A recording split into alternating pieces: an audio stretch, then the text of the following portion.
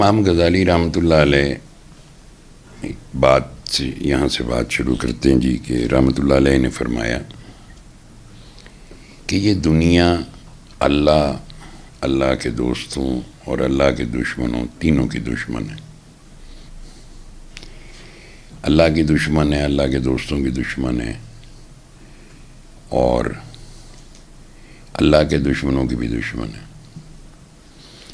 اللہ کی دشمن اس طرح ہیں کہ اللہ کے بندوں کو حق کا راستے پہ چلنے نہیں دیتی اور رہزنی کرتی ہے، جیسے سلطان العارفین نے فرمایا نا، کہر پوے تینوے رہزن دنیا جے تو حق دا راہ مرہندی، بھٹکاتی ہے اور لوگوں کو اللہ تک نہیں جانے دیتی، اللہ کے بندوں کو۔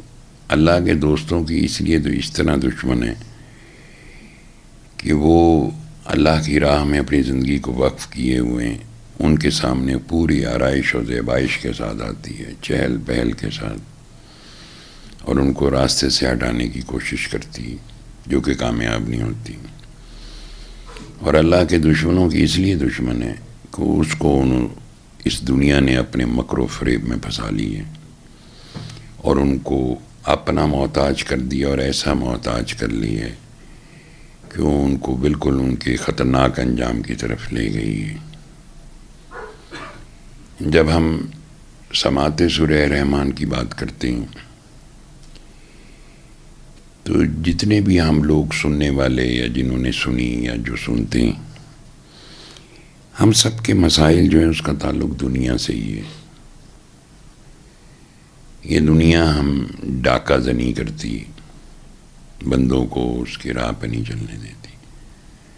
یہ اس طرح کے ڈاکے مارتی ہے کہ آپ کو کوئی کہہ رہے کہ اس طرح سن لو سورہ رحمان، تو وہ بھی بات سمجھ میں نہیں آتی۔ ایسے اس کے ڈاکے، آپ کسی کو کہہ رہے ہو کہ یار سن لو، اس کا دھیان ہی کسی اور طرف ہے، اس کے اندر آپ پیغام دینے والے کے بارے میں ایک شک و شبے کی ایک گنجائش پیدا ہو جاتی۔ تو یہ ہر طرح سے اس کی رہزنی جو ہے وہ مشہور ہے، اور ہمارا خیال ہے کہ شاید ہم سب جو ہیں اس ڈاکہ زنی سے محفوظ ہیں، جبکہ ہم سب کے اندر بھی دنیا کی حلاوت محبت موجود ہے، سب کسی نہ کسی مقدار میں، کسی نہ کسی سطح پہ۔ جب ہمارے اندر دنیا ہوگی تو اللہ کی محبت نہیں ٹھہر سکتی، جب اللہ کی محبت نہیں ٹھہر سکتی تو سورہ رحمان سننے سے ہمارے پر کوئی بھی اثر نہیں ہوگا۔ سن تو لیں گے ہم 7 دن، اس کے بعد پھیلا بھی دیں گے، اس کے بعد ہم تھک بھی جائیں گے۔ یہ پھیلانے کے دوران بھی ڈاکہ زنی کرے گی، آپ کو بہکائے گی، آپ کے اندر رعونت پیدا کرے گی، آپ کے اندر فرعونیت پیدا کرے گی، آپ کے اندر ایک سپیریورٹی کمپلیکس پیدا کرے گی، لوگوں کو گھٹیا سمجھنے کا ایک خیال اسی سے جنریٹ ہوگا۔ کیونکہ یہ دنیا جو ہے یہ جب سے بنی ہے، اس کو ایک دفعہ بھی نظر کرامت سے اللہ نے نہیں دیکھا اس کو کبھی بھی، اس لیے یہ بدلہ لیتی ہے اللہ کے بندوں سے۔ حضرت نبی علیہ السلام حضرت سیدنا ابو بکر صدیق ایک دفعہ آپ صلی اللہ علیہ وسلم پر تشریف لائی تو آپ جیسے کسی کو ڈانٹ رہے تھے، چلی جا، 2 دفعہ کہا، 3 دفعہ کہا۔ اس کے بعد حضرت سیدنا صدیق اکبر رضی اللہ تعالیٰ عنہ نے جب پوچھا تو کہا دنیا آئی تھی بڑی بن سمر کے، تو میں نے اسے کہا یہاں سے چلی جا، تو اس نے کہا آپ کے پاس سے تو میں چلی جاتی ہوں، لیکن آپ کی امت کے لوگوں کو نہیں چھوڑوں گی۔ ہم نے حدیث سنی، اور ہم بھول گئے۔ ہم نے، میرا خیال ہے کہ بچپن سے لے کر اور جب ہم بڑے ہو جاتے ہیں تو چونکہ ہم ایک ایسے ملک میں رہتے ہیں جو مسلمانوں کا ایک کلمے کی بنیاد اساس پہ بنا ہوا ہے، اسلامی ملک ہے، تو ہمیں بچپن سے یہ چیز سننے کو مل رہی ہے، قرآنی آیات، احادیث، دین ہمارا کیا ہے۔ ہر سال رمضان آئے گا، ہر سال عید میلاد النبی آئے گی، جمعے کو جمعہ مبارک خالی لکھنے کی بجائے جمعے کی بھی ایک سینکٹیٹی ہے، پوری بہت متبرک دن ہے۔ تو یہ ساری چیزیں ہمارے اندر فیڈ ہیں.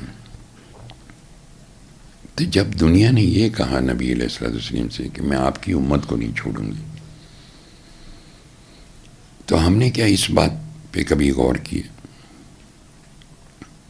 کہیں ایسا تو نہیں ہم اس کے ٹریپ میں بیٹھے ہوئے ہیں اور سوچ رہے ہیں کہ بس اللہ میری نہیں سنتا، اللہ میری دعا نہیں قبول کرتا.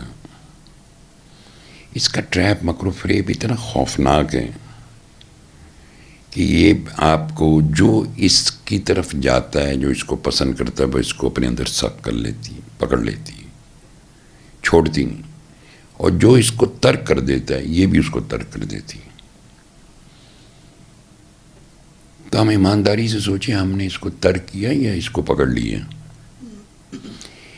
جب ہم نے اس کو پکڑا ہے تو ہم پریشان ہیں، ہم الجھنوں میں بھی ہیں، ہم بیماریوں میں بھی ہیں. کل ہی حدیث نبی صلی اللہ علیہ وسلم کہ جو اللہ اور اس کی تقدیر پہ راضی نہیں ہوتا، اس کا قلب پریشان اور جسم عذاب میں مبتلا ہو جاتا ہے. امراض، تکلیف. تو ہم جو کہیں کہ آؤ جی کسی سے پھوکیں کر مروا لیتے ہیں، جا کے کوئی دم کرا لیتے ہیں، تو وہ ہمارے لیے ہر چیز، دیکھو کتنی لیئرنگ ہے کہ آپ کو خیال ہے کسی نے شاید جن تعویذ کر دی ہے، کوئی جن چڑھ گیا ہے، کچھ اور ہو گیا. لیکن ہم یہ سب کچھ سنتے آئے تھے کہ یہ دنیا کے مکر و فریب سے بچنا، اس نفس کے چالوں سے بچنا، تم پھنس جاؤ گے سارے. اس طرف ہمارا کبھی دھیان نہیں گیا. بس یہ کہ ہمیں اپنے مسائل حل کرنے.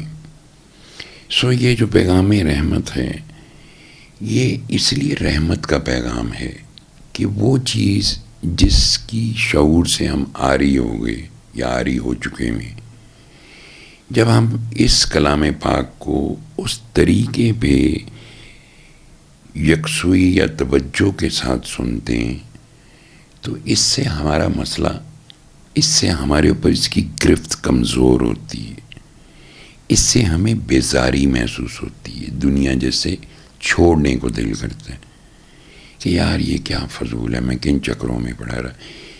اس کے سننے سے پہلے تو ہم نے ایسا نہیں سوچا تھا. اس کے سننے کے بعد ہمارے ساتھ یہ کیفیات رونما ہونی شروع ہوتی کہ بیزاریت ہونی شروع ہو جاتی ہے. اور یار اچھا چلو جو اللہ دی مرضی ہو جائے، نہیں ہوتا تو کی ہو جائے گا. تو یہ جو اسٹرینتھ ہے جو اچانک ہمارے اندر آتی ہے، وہ ہماری اپنی تو نہیں کہ میں سو رہا تھا تو میں جاگ گیا. اللہ کے رحمت کا نور، اللہ کی ہدایت کا نور، اللہ کے کرم کا نور ہمیں اسٹرینتھن کرتا ہے. اور چونکہ وہ بقا ہے اور ہمیشہ رہنے والی ذات ہے، تو جس چیز کی محبت ہمارے اندر ہے وہ فانی ہے، فنا ہونے والی، کمزور ہے، تخلیق ہے. خالق اور مخلوق کا میچ کوئی نہیں ہے روئے زمین پر. کائنات میں کہیں بھی خالق خالق رہے گا، مخلوق مخلوق رہے گی. مخلوق ادنا ہے، فانی ہے، ختم ہو جائے گی ہر چیز. باقی رہنے والی ذات کل من علیہ فان ویبقی وجہ ربک ذو الجلال والاکرام. ہر شے فنا ہو جائے گی، صرف اس پاک ذات اللہ وحدہ لا شریک کی ذات ہمیشہ رہنے والی.